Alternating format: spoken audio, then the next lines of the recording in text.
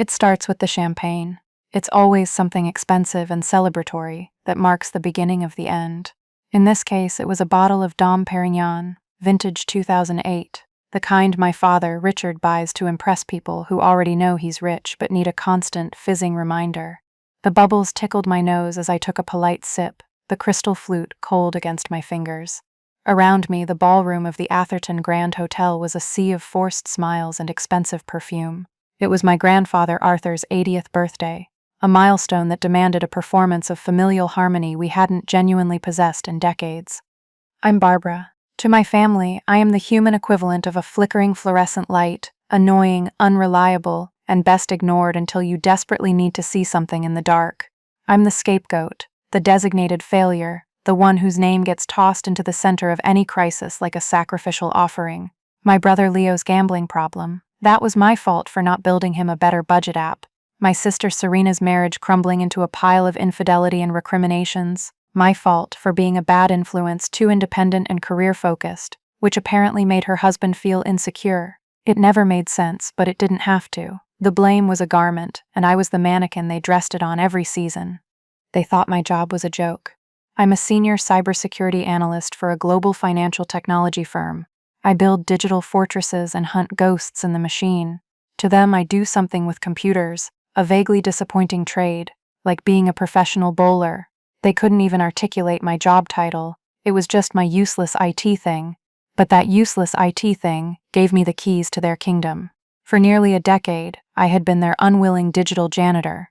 When Leo's name appeared on the client list of a busted online poker ring, I was the one who scrubbed the servers and redirected the digital breadcrumbs. When Serena's illicit text messages were about to be plastered all over social media by a jilted lover, I was the one who launched a counter-op of takedown notices and search engine suppression that would make a government agency proud. When my father accidentally emailed a proprietary contract to a competitor, I was the one who ethically grey-hacked our way into the recipient's server to recall the message, saving his reputation and a 7-figure deal. I never asked for thanks. In the beginning, I didn't think I needed it. I did it out of a deeply ingrained, misguided sense of family loyalty, and every time I succeeded, every time I buried one of their skeletons a little deeper in the digital graveyard, I kept a copy. Every sordid text, every desperate email, every frantic bank transfer, I secured the evidence on a triple encrypted, geographically isolated private server. I called it my family ledger. It wasn't a plan for revenge, not at first. It was an insurance policy. It was a receipt for the pieces of my soul I had spent cleaning up their messes. Tonight, the bill was coming due. My father stood up, tapping his glass for a toast. He was in his element, the patriarch presiding over his court. He gave a glowing, largely fictional speech about my grandfather's integrity and wisdom. Then his face shifted, a practiced mask of somber responsibility. And while this is a night of celebration, he said, his voice carrying across the hushed room, we've also been navigating some turbulence. As many of you know, I manage a small family investment portfolio, a legacy for the kids. He paused, letting the drama build. Unfortunately, we took a significant hit this quarter, a substantial loss. He looked directly at me, his eyes cold and flat. I've always believed in listening to the younger generation, in embracing new technology. Barbara, for instance, has been very passionate about her tech-based market predictors. She was quite insistent on a particular strategy. He let the implication hang in the air, thick and poisonous. My brother Leo, the golden child, shook his head with a look of theatrical sadness. We shouldn't have listened, Dad.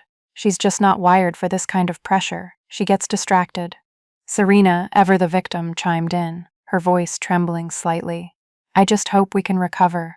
I was counting on that for the down payment on my new condo. It was a perfectly executed assassination. In 30 seconds, they had painted me as a reckless, incompetent fool who had single-handedly gambled away the family's future. The murmurs started, the pitying glances from aunts and uncles, the condescending smirks from cousins. The familiar heat rose in my cheeks, the coppery taste of humiliation in my mouth. For years, my response would have been to argue, to defend myself with facts they would ignore, to sputter and protest and only make myself look more guilty, more unreliable. But tonight was different. Tonight, after years of cleaning up their filth in the shadows, the thought of defending myself felt utterly exhausting. I looked at my father, then my brother, then my sister.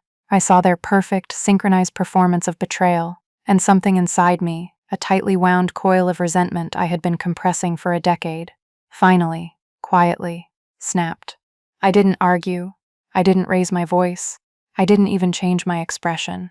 I just took another slow sip of my champagne, held my father's gaze, and gave him a small, tight, unreadable smile.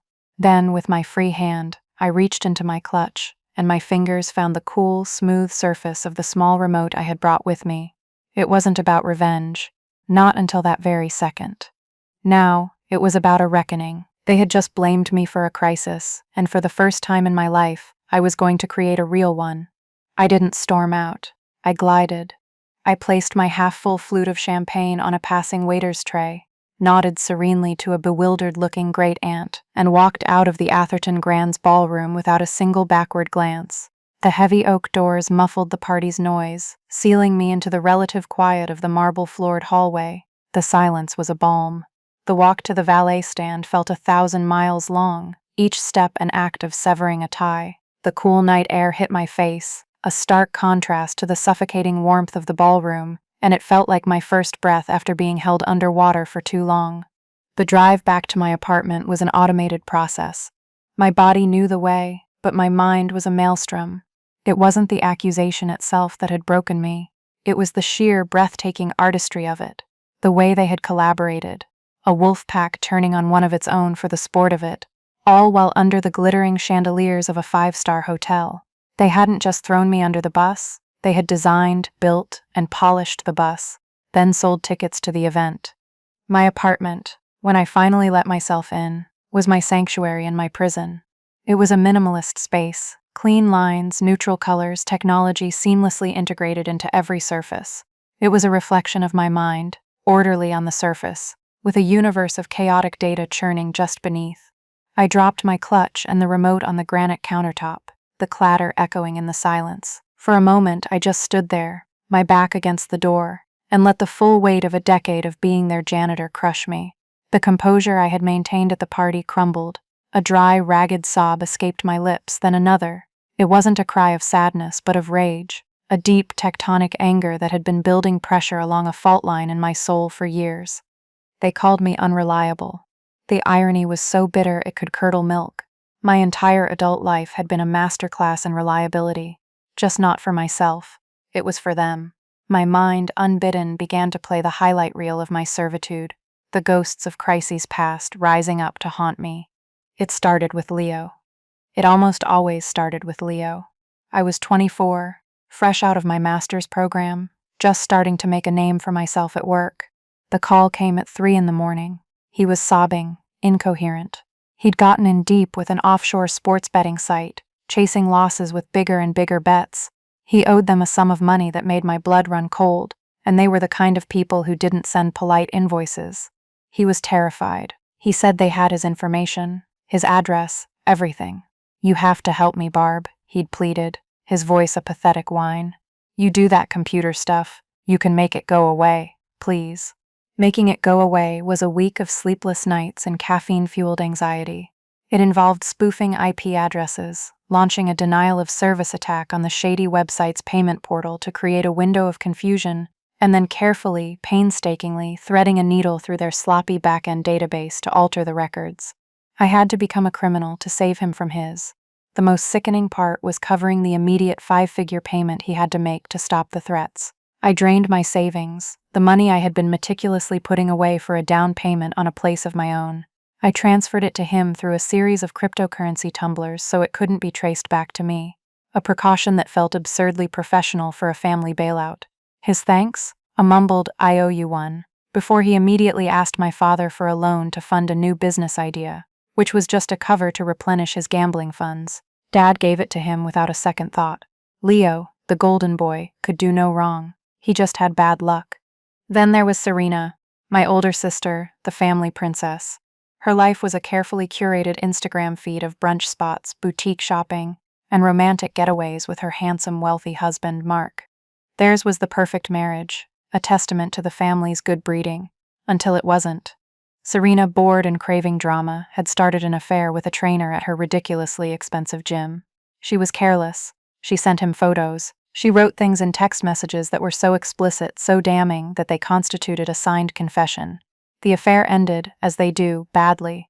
The trainer's wife found the messages and in a fit of righteous fury threatened to go public. Not just to Mark, but to everyone. She was going to post every screenshot on Facebook and Instagram, tagging our parents, Mark's parents, their country club, everyone they had ever known. The call from Serena was a hurricane of panic. "You have to stop her, Barbara. You have to get them down. My life will be over." She wasn't sorry for what she did. She was sorry she got caught. My life, my career, my ethical boundaries were irrelevant. Her reputation was at stake. So I went to work. I spent 48 straight hours in a digital war room of my own making. I used every tool in my arsenal. I filed mass reports from a network of dummy accounts I kept for just such occasions, triggering automated suspensions. I manipulated search algorithms, burying the few posts that got through under a mountain of positive, keyword-rich nonsense about Serena's charity work. I even found a minor security flaw in her lover's home Wi-Fi network, and in a move that still makes my stomach churn, accessed his cloud backups and deleted the source images. It was a complete digital erasure. I saved her marriage and the family's precious image. She thanked me by complaining that the stress of the ordeal had caused a breakout on her forehead and she'd have to book an emergency facial. A week later, she posted a photo with Mark, captioned, "So blessed to have this man by my side. True love." I stared at it until my eyes burned, the lie so profound it felt like a physical object. And my father, Richard, the patriarch. His betrayal was quieter, more insidious. He ran a successful consulting firm, built on an image of old money stability and forward-thinking shrewdness. 2 years ago, that image was nearly shattered.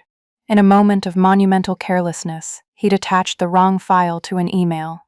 Instead of a quarterly report, he had sent a confidential strategic plan, including client vulnerabilities and pricing weaknesses, directly to his biggest competitor. He realized his mistake minutes after hitting send. He called me, his voice tight with a panic I had never heard before. He didn't ask for help. He ordered it. "Fix this," he'd commanded. "I don't care how. Just make it disappear." What he was asking was nearly impossible. Recalling an email after it has passed through servers is a myth for most people. But I wasn't most people.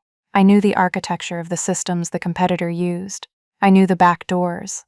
It required a level of access and manipulation that was deeply illegal and could have ended my career in an instant. But the thought of his public humiliation, the downfall of the family name, was a powerful motivator. Or so I told myself.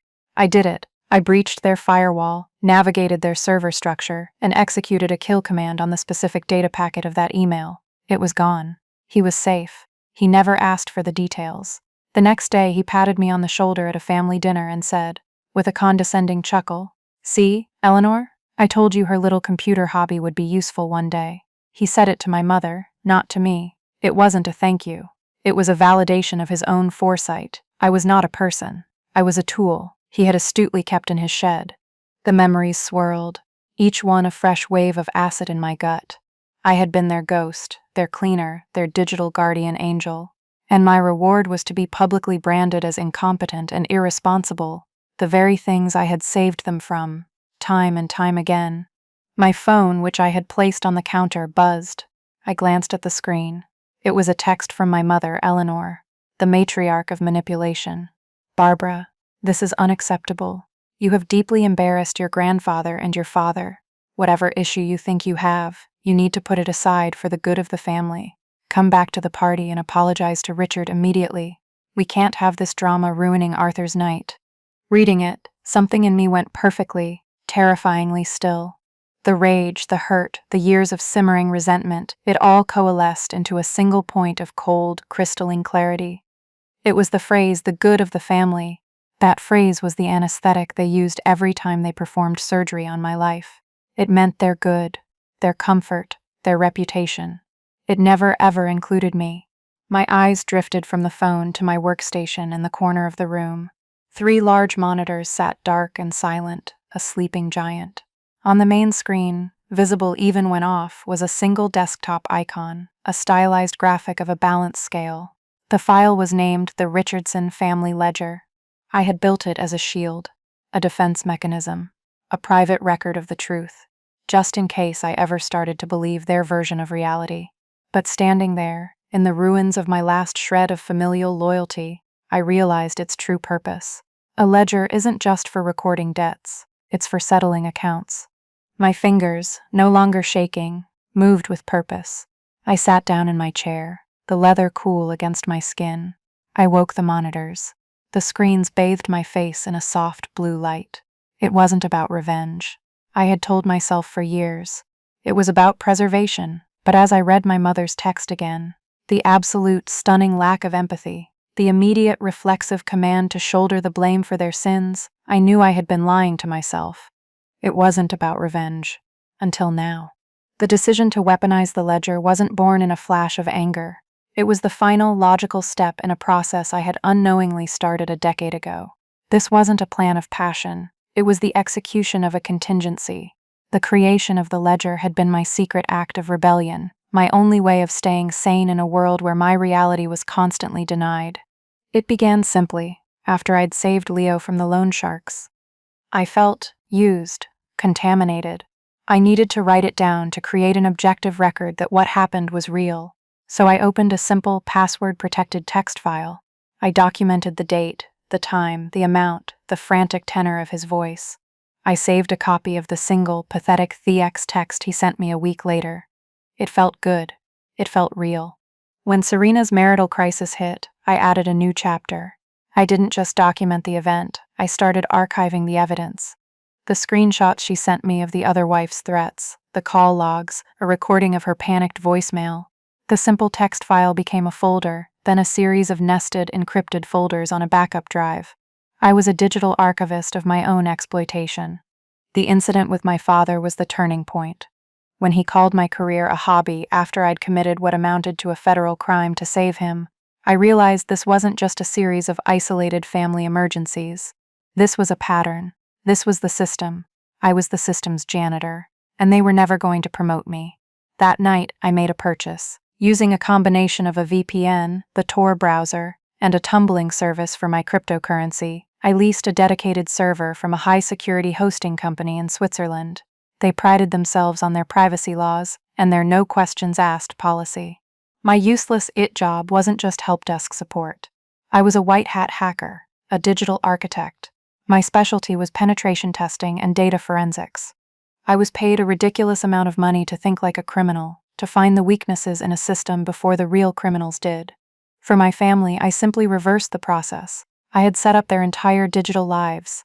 I configured their phones, their laptops, their home networks, their cloud storage. I did it under the guise of being the helpful, tech-savvy daughter.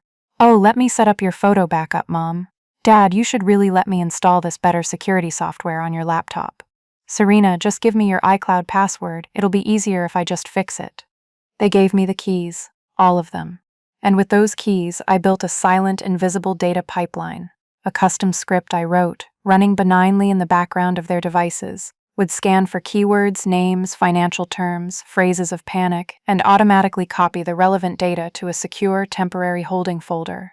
Text messages, emails, photos, even deleted file fragments from their hard drives. Once a week, another script would bundle, encrypt, and transmit this data package to my Swiss server, then wipe the local copy clean. It was elegant, efficient, and utterly invisible. They saw me as the family tech geek. In reality, I was their personal NSA.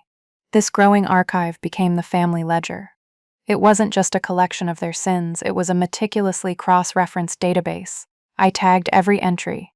Leo's gambling debts were linked to financial statements from my father's accounts showing the loans he was given to start businesses. Serena's affairs were cross-referenced with credit card statements which I had access to via the family account I managed, showing hotel rooms and gifts she'd bought, all while claiming to be at a yoga retreat. My father's business blunders were laid out next to his public statements on his infallible market instincts. My mother, Eleanor, was the connecting thread, her texts and emails a masterclass in emotional manipulation and cover-up orchestration. "Your father is under a lot of stress, Barbara. Just transfer the money and don't mention it. Serena is fragile right now. We can't let Mark find out. Do what you have to do." The ledger was my secret. No one knew it existed, except one person. My hand was steady as I dialed Chloe's number. She picked up on the second ring. "Barb, what's wrong? I saw you leave. Are you okay?" Chloe was my anchor to reality. We'd been roommates in college, two scholarship kids navigating a world of legacy admissions and trust funds. She was now a fiercely intelligent contract lawyer, with a wit as sharp as a shard of glass. She was the only person I had ever told about the full extent of my family's toxicity. She was the one who had named them emotional vampires. "I'm better than okay," I said, my voice calmer than I expected. "I'm done." I could hear her sit up straighter. "Done how?" "I'm moving to another state. Done. Or I'm changing my number. Done. I'm burning it all to the ground. Done," I said. And then I told her. I told her about my father's public accusation. I told her about my mother's text. And I told her, for the first time, about the full scope and scale of the family ledger. I explained the Swiss server, the data pipeline, the years of archived evidence. There was a long silence on the other end of the line. For a horrifying second, I thought I had shocked her, that she would think I was a monster. Then she let out a low whistle. "Barb, you are my hero. I always knew you were a genius, but this is a work of art. It's the Sistine Chapel of petty revenge." "It wasn't supposed to be for revenge, Chloe," I said, the old justification feeling flimsy on my tongue. "Honey, everything is for revenge, eventually," she said, her voice turning serious. "Okay, so what's the plan? You're going to email it to them?" "No," I said, looking at the small remote on my desk. "I'm going to present it, at the party, on the ballroom projector." Another silence, this one filled with what I could only describe as awe. "You magnificent lunatic," she whispered. Okay, lawyer brain is on, you can't just throw accusations up there. That's slander, even if it's true. You need to present it as pure, undeniable fact, evidence. Let the data speak for itself. No commentary from you. Just the receipts, bank statements, timestamps on texts, GPS location data from photos. You're not the accuser, you're the archivist. Her words were a balm. She wasn't judging me, she was helping me strategize. This was why she was my person. "That's exactly what it is," I said. "It's a ledger. It's just an accounting." "Good. That's our angle," she said. I could hear her typing in the background. "And the fallout, they will try to sue you." "Let them," I said, a wave of fearlessness washing over me. "The discovery process would be a nightmare for them. They won't risk it." "You're right," she said. "They're cockroaches. They thrive in the dark. You're about to turn on a stadium floodlight." She paused. "You know, it's funny. I spent all afternoon drafting a letter to my own parents, telling them I'm no longer their free, on-call legal counsel for my deadbeat cousin's stupid business ideas. I thought I was being brave." She laughed, a genuine warm sound. "It seems we're both closing our ledgers tonight. It's time for us both to set the ultimate boundary." Her parallel struggle, so much smaller in scale but identical in spirit, was the final piece of confirmation I needed. I wasn't crazy. I wasn't a monster. I was just a woman who had finally reached her limit. "Okay," I said, my fingers flying across the keyboard, pulling the most damning pieces of evidence from the ledger, and arranging them into a clean, corporate-style presentation. I chose a minimalist, dark-themed template. Professional, unemotional, devastating. "I'm building the presentation now. Send me a copy when you're done," Chloe said. "I'll give it a legal once-over. And Barb?" "Yeah?" "Don't let them see you sweat. Walk in there like you own the place. You've been paying for it, in one way or another, for years." We hung up, and I worked. The presentation came together with terrifying ease. Chapter 1. Leo's Financial Misadventures. Chapter 2. The Truth Behind Serena's Perfect Life. Chapter 3. Richard Richardson's Risk Management. Chapter 4. Eleanor's Mandates. Each slide was a hammer blow of truth, backed by an appendix of raw, undeniable data. It was the most important project of my life, and my family had been commissioning it for 10 years without ever knowing. The next hour was a masterclass in psychological warfare, with me as the sole silent combatant. After sending the presentation draft to Chloe, I did the single most powerful thing I could do. I turned my phone off. The act of pressing that button and watching the screen go black felt more significant than anything I had done all night. I was severing the leash. I was going dark. In the quiet of my apartment, I could practically hear the crescendo of their panic across town. I'd been their 24/7, on-demand crisis manager for so long that my silence wouldn't be interpreted as me needing space. It would be interpreted as a system failure, a catastrophic outage. I imagined the scene at the party. At first it would be annoyance. My father, Richard, wanting to berate me further, finding his calls going straight to voicemail. He'd huff, telling my mother, "She's being theatrical, she always does this." My mother, Eleanor, would try Serena. "Sweetheart, call your sister. Tell her she's making a scene." Serena, her face still a mask of public victimhood, would call, her message a saccharine-laced threat. "Barbie, where are you? You're really upsetting Grandpa. Just come back, we can talk this out." Leo would be the last to try, his approach likely a clumsy attempt at the good cop routine. "Hey Barb, it's me. Look, Dad was out of line, we were all stressed. Just call me back, okay? We need to figure this out." But beneath the fake camaraderie there would be a tremor of fear. "We need to figure this out" was code for "I have a problem only you can solve." When an hour passed with nothing but digital silence from my end, the annoyance would curdle into genuine alarm. This was off script. I was supposed to be predictable. I was the one who always folded, who always absorbed the blow and then came back to fix the damage. My non-response was a variable they hadn't accounted for. That's when the real panic would begin, a slow rolling wave of dread. I could picture my father's face tightening. He'd be thinking about the quarterly earnings report he had to present on Monday. The final data was compiled in a password-protected file on a shared family cloud server, a server that I had set up and for which only I held the master encryption key.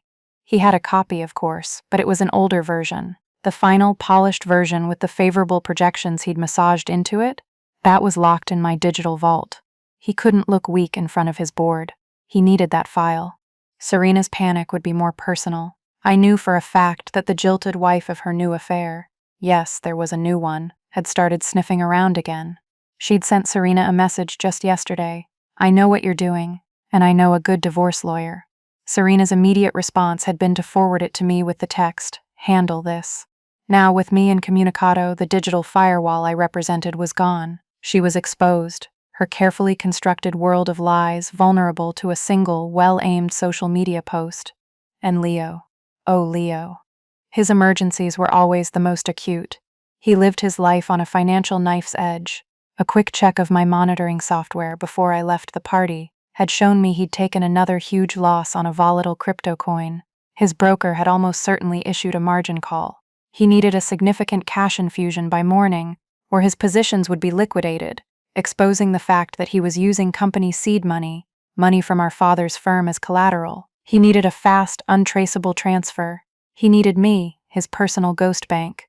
Their needs, their dependencies, were the bars of the cage they had built for me. But a cage, viewed from another angle, is a fortress. And tonight, I was locking the gates from the inside. My phone, now plugged in but still off, sat on the desk. I powered it on just to check the lock screen notifications. It was a digital avalanche, 37 missed calls, 19 voicemails, over 50 text messages. From Mom, "Barbara, I am not asking you, I am telling you, call me this instant." Followed by, "Do you have any idea how this looks? Arthur is devastated." And finally, "Fine. If this is how you want to be, you will regret it. This family is done with you." From Dad, "I need the Q4 projections file. Send me the password now." Then, "This is not a game, Barbara. This is my business. And if I lose the Keston account because of this childish tantrum, I will personally see to it that you are financially ruined." From Serena, "Barb, please. Jessica is threatening to call Mark. I'm begging you. You're the only one who can stop her." Followed by, "How can you be so selfish? My life is falling apart and you're sulking." And the classic, "I guess I know who my real sister is now. You were always jealous of me." From Leo, "Hey, little help? In a bit of a jam. Call me." Then, "Seriously, Barb, pick up the phone." And the final desperate plea, "I'm screwed. I'm completely, totally screwed. Please, Barb, I'll do anything." I read them all, one by one, my expression unreadable. There was no apology, no reflection, no concern for me whatsoever. Just demands, threats, manipulation. They weren't my family. I was a utility they had suddenly found unplugged. The noise of their panic was a symphony to me. It was the sound of my own freedom. Chloe called back. "I've reviewed the presentation. It's perfect. It's legally airtight. It's just a chronological statement of facts, supported by documentary evidence." She paused. "You ready for this?" I am, I said. I had already hacked into the Atherton Grand's AV system via a backdoor I'd found in their public Wi-Fi network earlier in the evening, a professional habit. I had full control of the projector, the sound system, everything. I had uploaded the presentation to a temporary folder on their own local server. All I needed was the remote in my hand to launch the sequence. "They're not going to see it coming, Barb," Chloe said, her voice a mix of excitement and concern. "They'll think you're coming back to apologize." "I know," I said, a slow smile spreading across my face. "That's the point." I put on my coat, picked up my clutch with the remote safely inside, and walked out of my apartment, leaving the cacophony of their digital screams behind me. It was time to return to the party. It was time to settle the ledger. The atmosphere in the Atherton ballroom had changed. When I left, it had been a shimmering mirage of celebration. Now, returning almost 2 hours later, the air was thick with a palpable tension. The band was still playing, but nobody was dancing. The crowd had thinned, and those who remained were clustered in small, whispering groups, their eyes darting nervously towards the head table where my family was seated. The party wasn't a party anymore. It was a vigil. My family looked like shipwreck survivors. My father, Richard, sat rigid in his chair, his face a mask of thunderous rage, his knuckles white where he gripped a water glass. Eleanor was pale, her practiced socialite smile gone, replaced by a pinched, anxious expression. She was fanning herself with a program, a sure sign of her distress. Serena was visibly distraught, her eyes red-rimmed from crying, shooting venomous looks at her phone every few seconds. And Leo, my golden boy brother, looked like he had aged a decade. He was slumped in his chair, his tie loosened, his face ashen with the kind of primal fear only a man facing total ruin can truly understand. They were a portrait of self-inflicted misery. They didn't see me at first. I paused by the entrance, taking a moment to absorb the scene. The extended family, the aunts, uncles, and cousins who had always existed on the periphery, were watching the core family with a mixture of confusion and a kind of grim, vindicated curiosity. They had all been on the receiving end of my parents' arrogance or my siblings' entitlement at some point. They knew something was wrong. My public shaming, followed by my silent departure, and now the obvious panic of the Golden family. It was all adding up to a spectacle far more interesting than my grandfather's birthday. A great-uncle, my grandfather's younger brother Robert, a quiet man who had always sent me a birthday card with a handwritten note, caught my eye. He gave me a small, almost imperceptible nod. It was a gesture of solidarity, a tiny crack in the family's united front. It was all the encouragement I needed. I began to walk forward. The sound of my heels on the polished floor was a sharp, clear counterpoint to the mournful jazz trio. A head turned, then another. A ripple of whispers spread through the room. "It's her. Barbara's back." My family saw me. Their reactions were instantaneous and telling. Richard's face hardened, a mask of fury. Eleanor's expression shifted to one of relief, mixed with indignation, as if the maid had finally shown up for work. Serena looked at me with pure hatred. Leo just looked, desperate. They rose as one and descended upon me before I had taken 10 steps into the room. "There you are," my father hissed, his voice low and menacing, grabbing my arm. "You have a lot of nerve showing your face here after the stunt you pulled." "Barbara, thank God," my mother said, trying to paste on a smile for the benefit of the onlookers. "We were so worried. Now you need to go over to your father, right now, and give him the password he needs." "Do you know what you've done?" Serena sobbed, her voice thick with manufactured drama. "Mark is calling me non-stop. Jessica must have said something. You have to fix it." Leo just stood there, his eyes pleading. "Barb, please," he mouthed, a silent, desperate prayer. This was their counter-manipulation, the public ambush, the storm of demands and guilt designed to overwhelm me, to force me back into my box. A few months ago, it would have worked. I would have crumbled. But tonight, their noise was just static. I felt a profound, almost zen-like calm settle over me. I looked at my father's hand on my arm and then back up at his face. I didn't say a word. I just stared at him.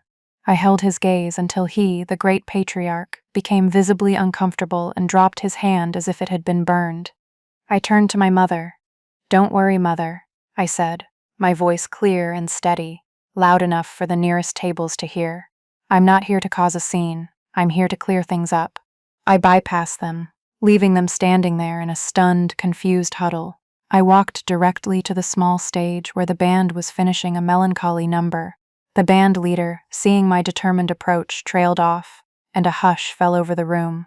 I picked up the wireless microphone from its stand. The warmth of the plastic felt like a scepter in my hand. "Good evening, everyone," I began, my voice amplified, calm and even. "I'd like to apologize for my abrupt departure earlier." I looked at my family. I saw a flicker of triumph in my father's eyes. He thought I was here to surrender. My father was right to be concerned about the family's assets, and he was right to suggest that I, Barbara, have been irresponsible. I paused, letting the admission hang in the air. I've been irresponsible with the truth. I've been irresponsible in allowing certain narratives to go uncorrected. I see now that my silence has been a form of enabling, and for the good of the family, I said, infusing the phrase with a delicate, chilling irony that ends tonight. I've spent years keeping a private family ledger. I think it's time we all had a look at the books, don't you? A collective gasp went through the room. My family froze, their faces a collage of horror and disbelief. They didn't understand. Not yet. With my free hand, I raised the small black remote. I aimed it at the receiver by the large projection screen behind the stage, which was currently displaying a tasteful, looping photo of my grandfather Arthur smiling on a sailboat, and I pressed the button. The click of the remote was almost silent, but it felt like a thunderclap in the dead quiet of the ballroom. For a second, nothing happened. Then the picture of my smiling grandfather dissolved, replaced by a stark black screen. White, sans serif text faded into view, crisp and severe. The Richardson family ledger. A decade in review. A wave of confusion rippled through the audience. My father took a half step forward, his mouth opening to protest, but no sound came out. My mother clutched her chest, her face a mask of dawning terror. They understood now. This wasn't an apology. This was a detonation. I clicked the remote again. Chapter 1. The Financial Portfolio of Leonardo Richardson's. The first slide was a simple table. On the left, a list of dates and amounts under the heading Official Loans from Richard Richardson for Business Ventures. On the right, a parallel list of dates and amounts under the heading Funds Lost on Offshore Gambling Sites. The timelines matched perfectly. Below the table, I displayed a screenshot of a text from Leo to his bookie, time-stamped just hours after my father had given him a $50,000 investment for a tech startup. The text read, "Put it all on the home team. Let's ride." Gasps echoed through the room. Leo, my golden boy brother, staggered back as if he'd been physically struck. He looked at my father, whose face had gone from rage to a mottled, sick-looking gray. Click. The next slide. A series of desperate, pleading text messages from Leo to me. "Barb, I'm ruined. You have to help me. They're going to break my legs. I'll pay you back every penny, I swear." Next to the texts was a bank statement. My bank statement. It showed the $20,000 transfer from my savings account, my entire life savings at the time, to an untraceable crypto wallet. The final piece of evidence on the slide was the header of an email I'd received from the poker site's legal team after my digital intervention, confirming that the data anomaly regarding client L. Richardson has been resolved and his account scrubbed. I didn't say a word. I let the evidence speak for me. I was just the presenter. Click. Chapter 2.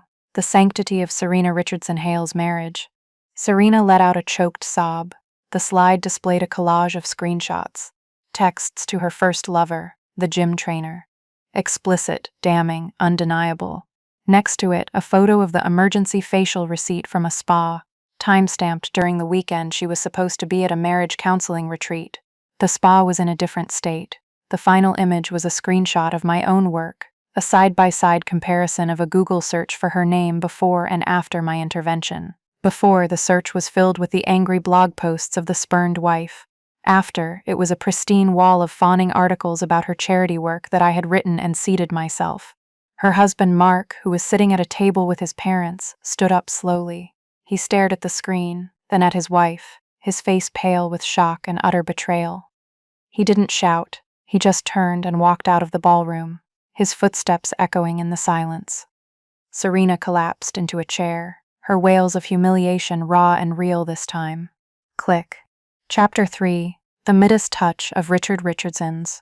Now it was my father's turn. The first slide was the misplaced stock advice. I showed the email chain where I had advised him, with charts and data, to divest from a highly volatile pharmaceutical stock. His response was typed below, "Too conservative, Barbara. The analysts Leo follows say it's going to the moon.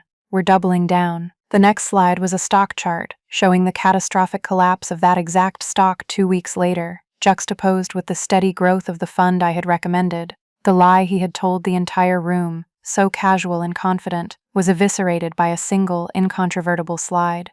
But I wasn't done. The next slide was the real masterpiece. It was a scanned document, a bank record from 20 years ago. It showed a withdrawal from a trust fund set up by my grandfather, Arthur, a trust fund specifically earmarked for my college education. The withdrawal for the entire balance was signed by my father. Next to it was another document, a settlement agreement for a lawsuit against his firm that had been quietly buried. The date of the settlement was 2 days after the withdrawal from my trust fund. He hadn't just been a bad father, he had stolen my future to cover his past. For the first time, my grandfather Arthur spoke. His voice was a frail, broken whisper. "Richard, you told me that money went to her tuition." My father couldn't answer. He just stared at the screen, exposed and gutted in front of everyone he had ever tried to impress. Click. Chapter 4. The Matriarch's Manual. The Wisdom of Eleanor Richardson's. My mother, who had been watching in paralyzed horror, let out a small gasp. Her punishment was not in her actions but in her words. The slide was a cascade of her text messages to me, a litany of complicity and manipulation, scrolling slowly up the screen. "Don't tell your father about Leo's debt. His heart can't take it. Just handle it quietly. Serena made a mistake, but she is your sister. We have to protect our own. Make sure Mark never finds out. Your father is the head of this family. His reputation is paramount.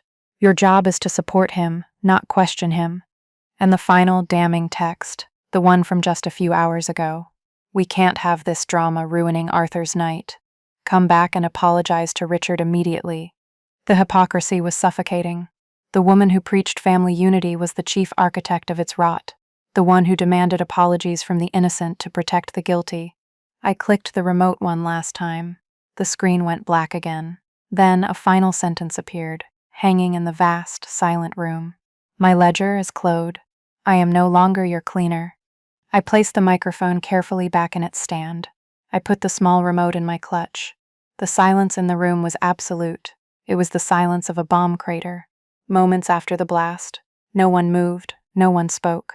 The Richardson family, the golden, untouchable Richardsons, were finally, publicly naked.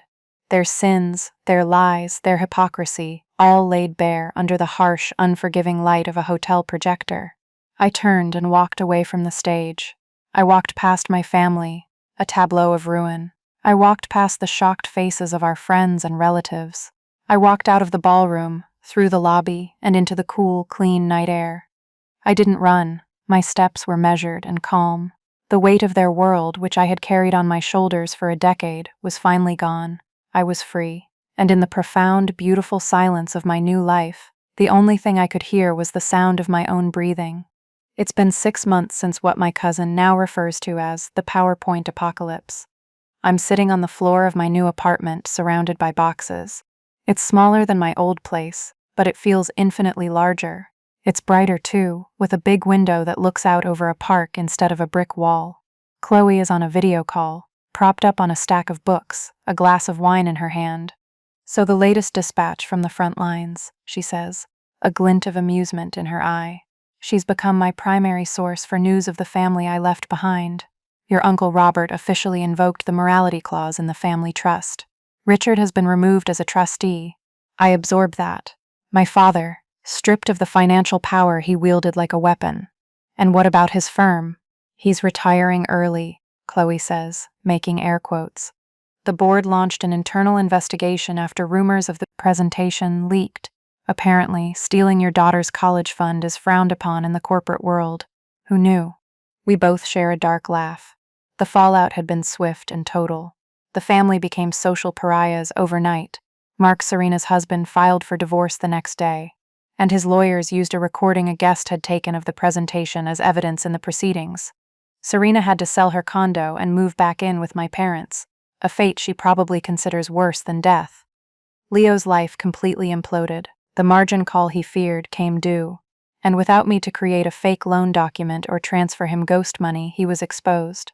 He'd used startup funds from my father's firm as collateral, which was embezzlement. He avoided jail time, but he declared bankruptcy and now works a menial job, his golden boy shine permanently tarnished. My parents are living in a self-imposed exile, shunned by their friends and much of the family. My grandfather Arthur, I heard, amended his will. The bulk of his considerable estate is now going to charity and to his brother Robert. My father, mother, sister, and brother are to receive $1 each. It's a classic final rebuke. Do I feel happy about their ruin? No. Happiness isn't the right word. The feeling is quieter, more profound. It's peace. It's the absence of a weight I didn't even realize I was carrying until it was gone. It's the relief of not waking up every morning bracing for the next manufactured crisis. It's not the joy of victory, it's the quiet stillness of the war being over. I've spent the last 6 months untangling myself. I quit my job, sold my old apartment, and moved to a new city where no one knows the Richardson name. I'm taking a sabbatical, the first real break of my adult life. I'm reading books, hiking in the mountains, and learning how to cook things that don't come in a box. I'm learning how to be reliable for myself. For years, I believed that my value was tied to my usefulness to them. I thought being the family's secret keeper, their silent, competent fixer, was a twisted form of love. I see now that it wasn't love, it was a cage, and I was the one who kept locking the door every night. They didn't call me unreliable because I ever actually failed them. They called me unreliable because they feared the day I would no longer be reliable for them. My greatest failure wasn't a stock pick. It was waiting so long to pick myself. It was my refusal to see that the ledger I was keeping on them was also a record of my own captivity. Breaking free from a toxic dynamic, whether it's with family, a friend, or a job, is rarely a single, clean event. It's a messy, painful process. And it hurts. You grieve for the relationship you wished you had, not the one you actually did.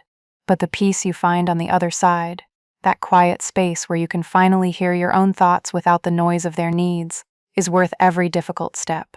You have to become your own advocate, your own cleaner, your own hero. Because sometimes the people who are supposed to build you up are the ones who hand you a shovel and tell you where to dig your own grave. The most powerful thing you can do is put down that shovel and walk away. So I want to ask you, what shovel are you holding right now? What ledger are you keeping in your own heart? I hope my story can be a small reminder that you have the power to close that ledger and start a new one where you are the only entry that matters. Let me know your own stories in the comments below. I promise you, I read every single one, and they make me feel a little less alone in the world. And if this story resonated with you, if it gave you even a little bit of strength, please do me a favor and like this video and subscribe to the channel for more stories about finding your own power. It helps more than you could possibly know, and it lets me know that turning on that projector was the right thing to do. Thank you for listening.